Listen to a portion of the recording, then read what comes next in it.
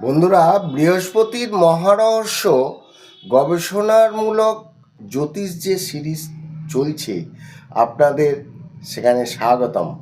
এখানে আমি শুধু ফল বলবো না, আজকের ফলের কারণও ব্যাখ্যা করব।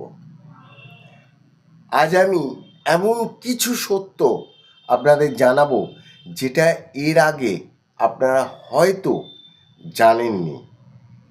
কর্কটে বৃহস্পতি উচ্চ আর মকরে নিচস্থ, তাহলে বৃহস্পতি আপনাদের কি উপকারে আসবে? কুম্ভ রাশির জাতক জাতিকাদের শনির ৭.৫ শেষ পর্যায়ে, তাই কুম্ভ রাশির জীবনে কি পরিবর্তন আসবে? এই ভিডিওতে থাকবে আপনাদের মনের প্রশ্ন আর আমার উত্তর। আপনারা প্রশ্ন তো লেখেন না, কিন্তু আমি জানি আপনাদের মনের মধ্যে কি কি প্রশ্ন আসতে পারে। দেখুন, কালপুরুষের একাদশ ভাব এটা। এই একাদশ ভাবটাকে ঘুরিয়ে যদি আমি নিই, তাহলে এখানে যদি ১ নম্বর, আপনাদের বোঝাবার জন্য, তো এখানে আছে বৃহস্পতি একাদশ ভাবে। তো কুম্ভ রাশিতে বৃহস্পতি থাকবার পরেও একে লাভ ভাব কেন বলা হয়? শনিদেবী বা কেন এখানকারের অধিপতি? শৃঙ্খলা ও মানব কল্যাণের সম্পর্ক কি? কিছু ভাবের আলোচনা করব এর মধ্যে থেকে, কারণ অনেক বড় ভিডিওটা হয়ে যাবে। তাই বৃহস্পতি কি এই সময় আশীর্বাদ দেবেন, নাকি আরো বড় শিক্ষা দেবেন আপনাদের? তাই নমস্কার, আমি শ্রী বাৎসবাবুল শাস্ত্রী। চন্দ্ররাশির ওপর আধারিত করেই এই প্রেডিকশান। আপনারা আপনাদের জন্মকুণ্ডলী বিশ্লেষণ করতে চাইলে এই যে নাম্বারগুলো দেখছেন, এই নাম্বারে আপনাদের হোয়াটসঅ্যাপ করতে পারেন বা সাক্ষাতে যোগাযোগ করতে পারেন। সাক্ষাতে যোগাযোগ করতে চাইলে দক্ষিণেশ্বরে কালী মন্দিরের কাছে প্রতি বুধবার সকাল 11টা থেকে দুপুর 3টে পর্যন্ত আমার চেম্বার থাকে, সেখানে আপনারা যোগাযোগ করতে পারেন। এছাড়া প্রতি মাসে শিলিগুড়িতে আমার চেম্বার থাকে, আপনারা সেখানেও যোগাযোগ করতে পারেন। আপনারা আপনাদের জন্মকুণ্ডলী বানানো থাকলে আপনারা একবার সেইটা বার করে রাখুন এবং কিছু দেখতে থাকুন যে এর সাথে ওর কি পার্থক্য আছে। তো যে ভাবগুলি আলোচনা করব, সেখানে কোনো ফল দেবে আপনাদের। উচ্চস্থ বৃহস্পতি হলে কি হবে, নিচস্থ বৃহস্পতি থাকলেই বা কি হবে, বৃহস্পতি বক্রী হলে কি হবে, অস্তমিত হলেও কি হবে, নিজ ভঙ্গ যোগ হলে কি হবে, বা কি ফল বদলাবে। বৃহস্পতি উচ্চ মানেই সবসময় আরাম নয় যে বৃহস্পতি উচ্চ এবারে আরাম করি আমি। কখনো উচ্চস্থ বৃহস্পতি গ্রহ নিচস্থভাবে বসেও শুভ শক্তি বা ফল দেয় এবং সমস্যার একটা সমাধানও করে। আবার মকরে নিচস্থ বৃহস্পতি দেখা যায় যে আপনাদের বিদেশ যাত্রা কেন হচ্ছে, কেন আধ্যাত্মিকতা বাড়াচ্ছে, কেন নিজভঙ্গ হলেও জীবন বদলে যাচ্ছে। শনির যে 7.5, এই এখন যে আপনাদের চলছে, এখন শেষ পর্যায়ে। একবার ভেবে দেখুন এই গত কয়েক বছরে আপনি কি শিক্ষা পেলেন?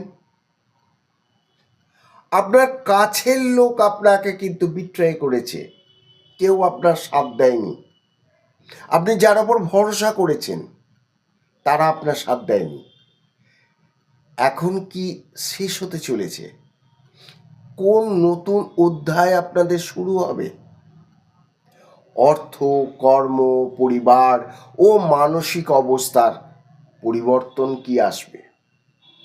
7.5-এর শেষ পর্যায়ে শান্তি নয়, এতদিন যে কর্ম এবং মানসিক ধৈর্যের সঙ্গে আপনি পরীক্ষা দিয়েছিলেন, সেই পরীক্ষার ফল প্রকাশ এখন হওয়ার সময়। তাহলে কেন কুম্ভ রাশির অধিপতি শনি, অথচ এই রাশির মানুষ অনেক সময় সমাজ পরিবর্তনের স্বপ্ন দেখেন? কুম্ভ রাশির জাতক জাতিকাদের শনির পরিশ্রম আর বৃহস্পতির জ্ঞান নিয়েই এইভাবে সৃষ্টি। এইভাবে অনুগ্রহ শুধু কষ্টের গ্রহ নন,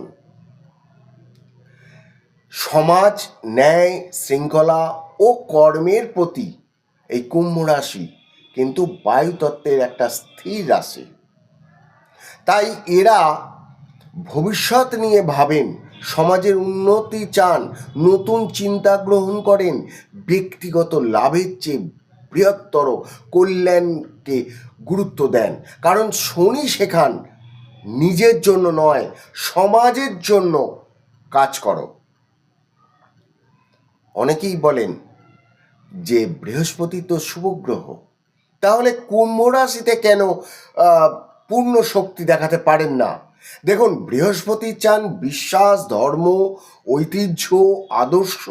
অন্যদিকে কুম্ভ রাশির শনি গ্রহ চান প্রশ্ন। উনি চান প্রশ্ন করতে, নতুন পথ খুঁজতে, সমাজ বদলাতে, নিয়মকে নতুনভাবে দেখাতে। তাই এখানে দ্বন্দ্ব নয়, দুটি দর্শনের মিলন।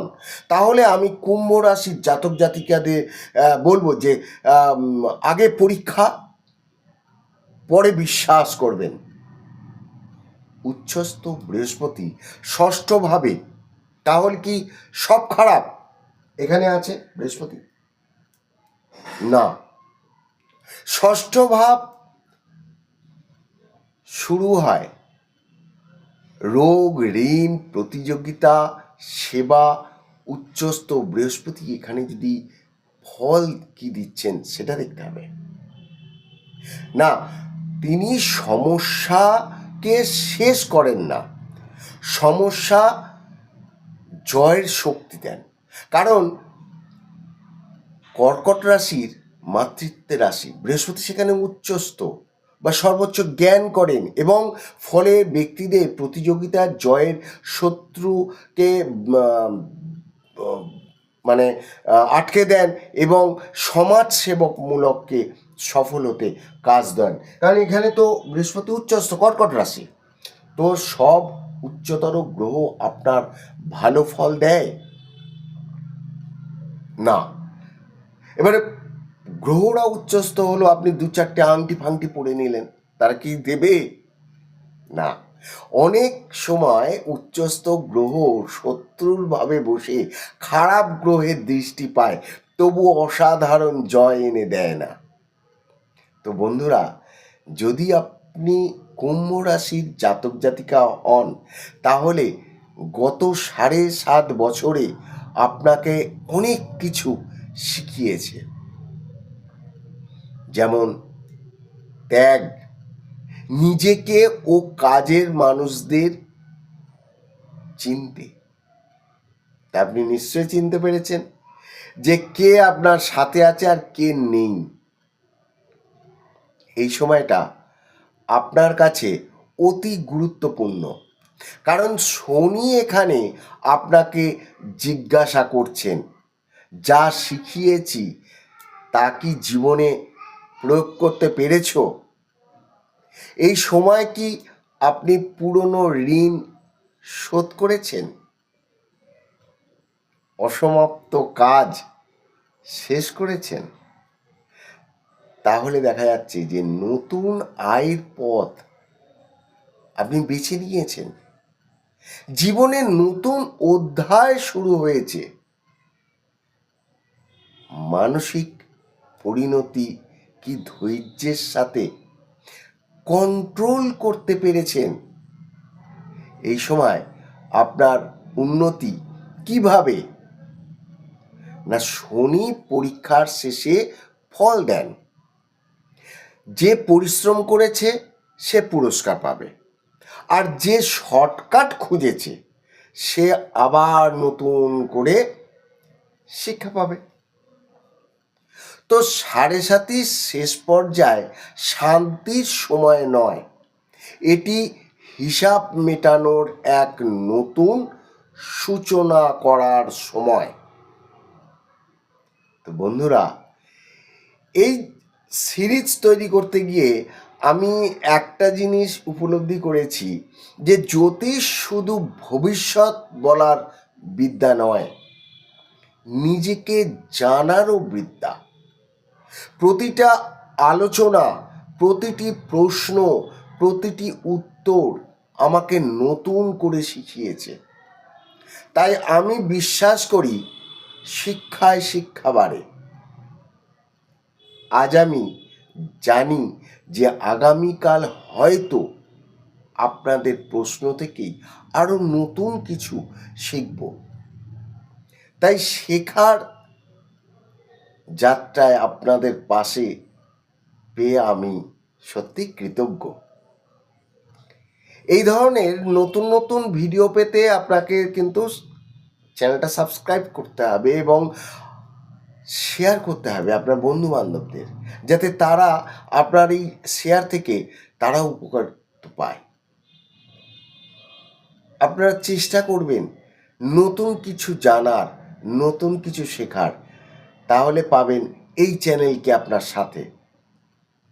ভালো থাকবেন, অন্যের উপকার করুন, যতটা সম্ভব রিটার্ন আসবেই আপনার কাছে। ধন্যবাদ।